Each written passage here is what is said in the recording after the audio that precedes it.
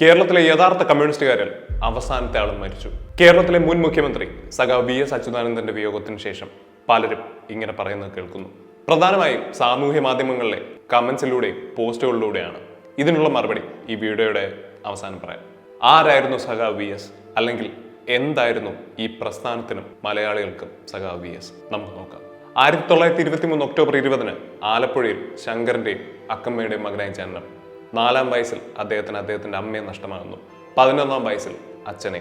അച്ഛന്റെ വേർപാടോടുകൂടെ അദ്ദേഹത്തിന് 7-ാം ക്ലാസ്സിൽ അദ്ദേഹത്തിന്റെ പഠനം ഉപേക്ഷിക്കേണ്ടി വരുന്നു. അദ്ദേഹത്തിന്റെ അമ്മ മരിക്കുന്നത് വസൂരി ബാധിച്ചിട്ടാണ്. അന്നൊക്കെ വസൂരി ബാധിച്ചാൽ മരണം തന്നെയാണ് അവസാനം. വസൂരി ബാധിച്ച് മരിച്ച അമ്മയെ ദൂരെ നിന്ന് കണ്ട വൈകാരിക രംഗം വി.എസ്. തന്നെ പിൽക്കാലത്ത് പലപ്പോഴും ഓർത്തെടുക്കുന്നുണ്ട്. അദ്ദേഹം വളർന്നു വന്ന കാലഘട്ടം രാജഭരണവും സാമൂഹിക ഉച്ചനീചത്വങ്ങളും കൊടുമ്പിരി കൊണ്ടുവന്ന ഒരു കാലഘട്ടമായിരുന്നു. എസ്പെഷ്യലി ജാതീയമായ ഉച്ചനീചത്വങ്ങൾ.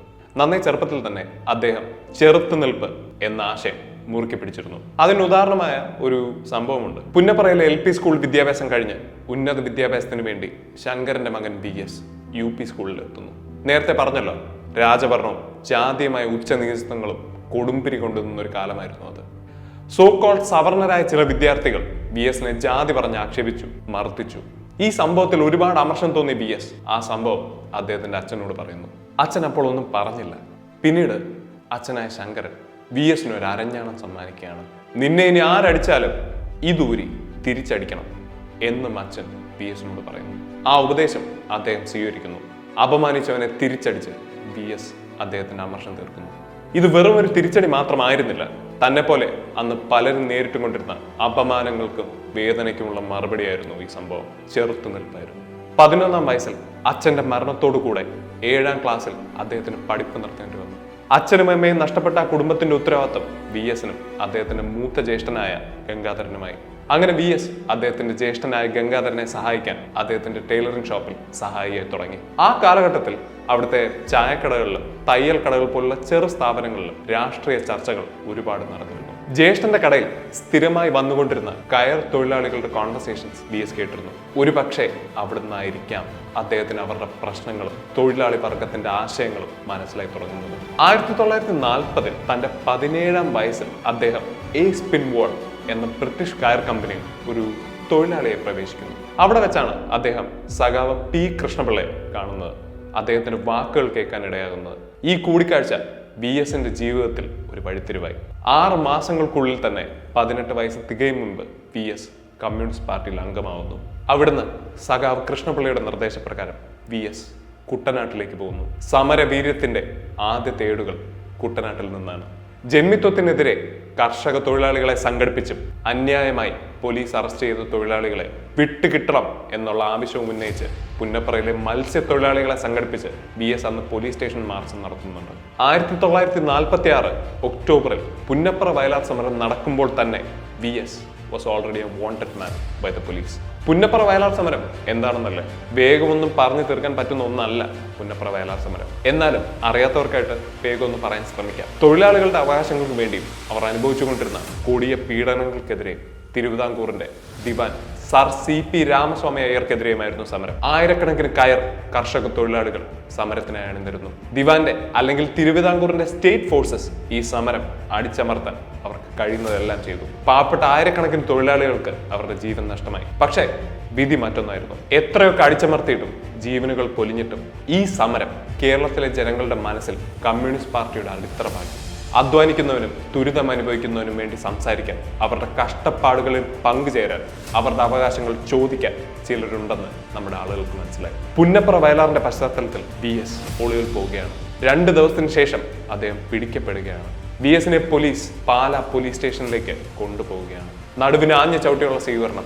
EMSഉം മറ്റ് കമ്മ്യൂണിസ്റ്റ് നേതാക്കളും ഒക്കെ എവിടെയാണ് ഒളിവിലിരിക്കുന്നത് എന്നുള്ള ചോദ്യങ്ങൾ പുന്നപ്പറ വയലാറിനെ പറ്റി പോലീസ് ചോദിക്കുന്നു. വി.എസ്. ഒന്നിനും ഉത്തരം പറയുന്നില്ല. കൊടിയ പീഡനം തുടരുന്നു. കൂട്ടിന് ആ സെല്ലിൽ കോലപ്പൻ എന്നൊരു കള്ളൻ മാത്രം. രാവും പകലും ക്രൂരമർദ്ദനം തുടരുന്നു. അത്രയും പീഡിപ്പിച്ചിട്ടും വി.എസ്. ഒരക്ഷരം വേണ്ടിയില്ല. ഒന്നും മേശുന്നില്ല എന്ന് മനസ്സിലാക്കിയ പോലീസ് അദ്ദേഹത്തിന്റെ കാലുകൾ ഇരുമ്പഴിക്കുള്ളിലൂടെ പുറത്തേക്ക് വലിച്ചെടുക്കുന്നു. കാലിന്റെ വെള്ളയിൽ ലാത്തി കൊണ്ടടിക്കുന്നു. എന്നിട്ടും അദ്ദേഹം മിണ്ടുന്നില്ല. ഒടുവിൽ സഹിയിട്ടൊരു പോലീസുകാരൻ ഒരു ബേണറ്റ് ആ കാൽവെള്ളയിലേക്ക് കുത്തിയിറക്കുന്നു. മരിച്ചു എന്ന് കരുതിയ VSനെ ഒരു ചതുപ്പിൽ തള്ളാൻ അവർ കൊണ്ടുപോകുന്നു. മരിച്ചില്ല, അയാൾക്ക് ശ്വാസമുണ്ട് എന്ന് മനസ്സിലാക്കിയ അവർ അദ്ദേഹത്തെ ആശുപത്രിയിലാക്കുന്നു. ഇത്തരം തിരിച്ചുവരവുകൾ നമ്മൾ അദ്ദേഹത്തിന്റെ ജീവിതത്തിൽ പിന്നീട് ഉടനീളം കണ്ടു. ആശുപത്രിവാസത്തിന് ശേഷം അദ്ദേഹം പിന്നെയും ജയിലിലാകുന്നു. ഇന്ത്യക്ക് സ്വാതന്ത്ര്യം കിട്ടുമ്പോൾ അദ്ദേഹം ഒരു ഇരുണ്ട ജയിൽ സെല്ലിന്റെ അകത്ത് പരിക്ക് പറ്റിയ ശരീരവുമായി കഴിയുകയായിരുന്നു. ജയിലിൽ നിന്ന് പുറത്തു വന്നിട്ടും അദ്ദേഹത്തിന് വീണ്ടും ഒളിവിൽ കഴിയേണ്ടി വന്നു. കാരണം 1951 വരെ കേരളത്തിൽ കമ്മ്യൂണിസ്റ്റ് പാർട്ടി നിരോധിച്ചിരുന്നു. 1954 അദ്ദേഹം പാർട്ടിയുടെ സ്റ്റേറ്റ് കമ്മിറ്റി മെമ്പർ ആകുന്നു. 57 കമ്മ്യൂണിസ്റ്റ് പാർട്ടി ചരിത്രം കുറിച്ചുകൊണ്ട് കേരളത്തിൽ അധികാരത്തിൽ വരുമ്പോൾ ഏറ്റവും കൂടുതൽ MLA-മാർ ആലപ്പുഴയിൽ നിന്നായിരുന്നു. VS ആയിരുന്നു അന്ന് ആലപ്പുഴയിൽ പാർട്ടിയുടെ സെക്രട്ടറി. പക്ഷേ ലെജിസ്ലേറ്റീവ് അസംബ്ലിയിലേക്ക് VS വരാൻ പിന്നെയും 10 വർഷം എടുത്തു. 62 ഇൻഡോ ചൈന യുദ്ധത്തിന്റെ സാഹചര്യത്തിൽ പരിക്ക് പറ്റിയ ഇന്ത്യൻ പട്ടാളക്കാർക്ക് വേണ്ടി രക്തദാന ക്യാമ്പ് VS സംഘടിപ്പിച്ചതും വളരെ ശ്രദ്ധേയമായ ഒരു സംഭവമാണ്. ആ സമയത്ത് കമ്മ്യൂണിസ്റ്റുകാർ ചൈനീസ് സിമ്പതൈസേഴ്സ് ആണെന്നുള്ളൊരു ചീത്തപ്പേരുണ്ടായിരുന്നു. This instance proves that VS was not just a hard core communist, but he was also a hard core patriot. 64 ഒരു മേജർ ഐഡിയോളജിക്കൽ സ്പ്ലിറ്റ് കാരണം കമ്മ്യൂണിസ്റ്റ് പാർട്ടി ഓഫ് ഇന്ത്യ പിളരുന്നു. 2 വിഭാഗങ്ങളാകുന്നു, CPI ആൻഡ് CPIM. കൽക്കട്ടയിൽ നടന്ന CPI-യുടെ 7ാം national കോൺഗ്രസിൽ നിന്ന് ഇറങ്ങിപ്പോയ 32 പ്രധാന communist നേതാക്കന്മാരിൽ VS-ഉം ഉണ്ടായിരുന്നു. കേരളത്തിൽ CPIM വളർത്താനും ഗ്രാസ് റൂട്ട് സപ്പോർട്ട് ഉണ്ടാക്കാനും VS വഹിച്ച പങ്ക് ചെറുതല്ല. 67 അമ്പലപ്പുഴയിൽ നിന്ന് ജയിച്ച് VS അസംബ്ലിയിലേക്ക് എത്തുന്നു. 80 സഖാവ് EK നായനാർ മുഖ്യമന്ത്രിയാകുമ്പോൾ പാർട്ടിയുടെ സ്റ്റേറ്റ് സെക്രട്ടറി VS ആയിരുന്നു. ആ കാലഘട്ടത്തിൽ തന്നെ MV രാഘവൻ ഇന്ത്യൻ യൂണിയൻ മുസ്ലിം ലീഗിനെ LDF മുന്നണിയിലേക്ക് ചേർക്കാം എന്നുള്ള ആശയം മുന്നോട്ട് വെക്കുന്നു. VS അതിനെ ശക്തമായി എതിർക്കുന്നു. ലേറ്റ് 80s MV രാഘവൻ പാർട്ടിയിൽ നിന്ന് പുറത്താക്കപ്പെടുന്നു. VS പോളിറ്റ് ബ്യൂറോ അംഗമാകുന്നു. 91 VS ആദ്യമായി പ്രതിപക്ഷ നേതാവാകുന്നത്. 96 CM കാൻഡിഡേറ്റായി അദ്ദേഹത്തിന്റെ പേര് കേട്ടെങ്കിലും മാരാരിക്കുളത്തെ അപ്രതീക്ഷിതമായ തോൽവി തിരിച്ചടിയായി. നയനാർ വീണ്ടും മുഖ്യമന്ത്രിയായി. ഇന്നത്തെ മുഖ്യമന്ത്രി സഖാവ് പിണറായി വിജയൻ അന്ന് മന്ത്രിസഭയിൽ മന്ത്രിയായെങ്കിലും 2 കൊല്ലത്തിന് ശേഷം 1998 പാർട്ടി സെക്രട്ടറി ആകാൻ അദ്ദേഹത്തിന് ആ സ്ഥാനം ഒഴിയേണ്ടി വന്നു. VS-ന്റെ ഒരു 2ാം ഇന്നിംഗ്സ് നമ്മൾ കാണുന്നത് 2001-2006 കാലഘട്ടത്തിലാണ്. അന്ന് പ്രതിപക്ഷ നേതാവായിരുന്ന VS വനം കൈയേറ്റം, ഇല്ലീഗൽ ലോട്ടറി മാഫിയ, മുത്തങ്ങയിലെ ആദിവാസികൾക്കെതിരെയുള്ള വെടിവെപ്പ്, പ്ലാച്ചിമേടയിലെ കൊക്കോകോള ഫാക്ടറി, അവിടുത്തെ കുടിവെള്ള പ്രശ്നം, ഇതിനൊക്കെതിരെ ശക്തമായി ആഞ്ഞടിച്ചു. VS-ന് ഏറ്റവും കൂടുതൽ ജനസ്വീകാര്യത നേടിക്കൊടുത്ത വർഷങ്ങൾ ഇതാണെന്ന് നമുക്ക് പറയാം. കാരണം 2006 പാർട്ടി മത്സരിക്കാൻ സീറ്റ് നിഷേധിച്ചിട്ട് പോലും ജനങ്ങൾക്കിടയിലെ എതിർപ്പ് മൂലം അവർക്ക് ആ തീരുമാനം മാറ്റേണ്ടി വന്നു. അങ്ങനെ തന്റെ 82ാം വയസ്സിൽ അദ്ദേഹം സഖാവ് VS അച്യുതാനന്ദൻ കേരളത്തിന്റെ മുഖ്യമന്ത്രിയായി. അഴിമതിക്കെതിരെയും പരിസ്ഥിതിക്ക് വേണ്ടിയും സഖാവ് VS സന്ധിയില്ലാ സമരങ്ങൾ നടത്തി.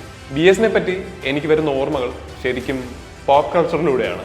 അന്നൊക്കെ മിക്ക സിനിമകളിലും VS-ന്റെ ഷെയ്ഡുള്ളൊരു മുഖ്യമന്ത്രി കഥാപാത്രം നമുക്ക് കാണാം. മിമിക്രി ചെയ്യുന്നവരും എന്തിന് കൊച്ചുകുട്ടികൾ പോലും ആ സമയത്ത് അദ്ദേഹത്തിന്റെ സംസാര ശൈലിയൊക്കെ അനുകരിച്ചിരുന്നു. ഞാൻ കുറച്ചുകൂടെ വലുതായപ്പോൾ എന്നെ ശരിക്കും ചിന്തിപ്പിച്ചതും ചിരിപ്പിച്ചതും കുറച്ചൊക്കെ രോമാഞ്ചം അടിപ്പിച്ചതും അദ്ദേഹത്തിന്റെ വാക്ചാതുര്യവും പ്രസംഗങ്ങളുമാണ്.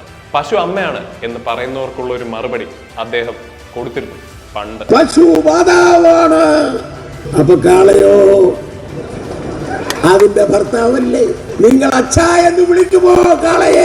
അതിലും മികച്ചൊരു മറുപടി സ്വപ്നങ്ങളിൽ മാത്രം.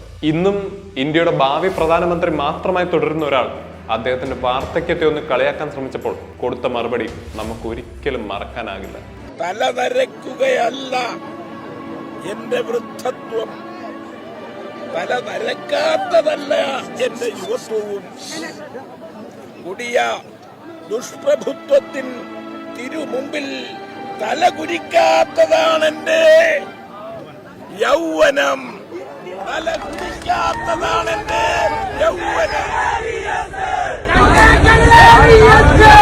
എന്റെ ജനറേഷനിലെ ആളുകൾ AKJ കണ്ടിട്ടില്ല.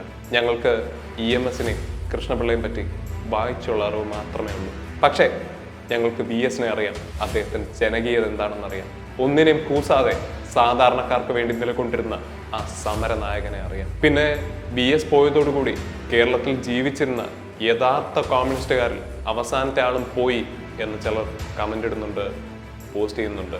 എനിക്ക് അവരോട് പറയാനുള്ളത്, കമ്മ്യൂണിസ്റ്റ് പാർട്ടിയെ കാലാകാലങ്ങളായി പല ജനകീയ നേതാക്കന്മാരും ലീഡ് ചെയ്തിട്ടുണ്ട്. ഇപ്പോഴും യഥാർത്ഥ കോർ കമ്മ്യൂണിസ്റ്റ് അല്ലെങ്കിൽ ലെഫ്റ്റിസ്റ്റ് ഐഡിയൽസ് മനസ്സിൽ കൊണ്ടു നടക്കുന്ന ഒരുപാട് പേർ വിശ്വസിക്കുന്ന ഒരു പാർട്ടിയാണ് ഈ പാർട്ടി. കോൺഗ്രസും എവിടെയും പോകുന്നില്ല, കമ്മ്യൂണിസ്റ്റുകാരും എവിടെയും പോകുന്നില്ല. It's A feeling. അത് ആളുകളുടെ മനസ്സിലാണ്, അതൊരിക്കലും നഷ്ടപ്പെടില്ല.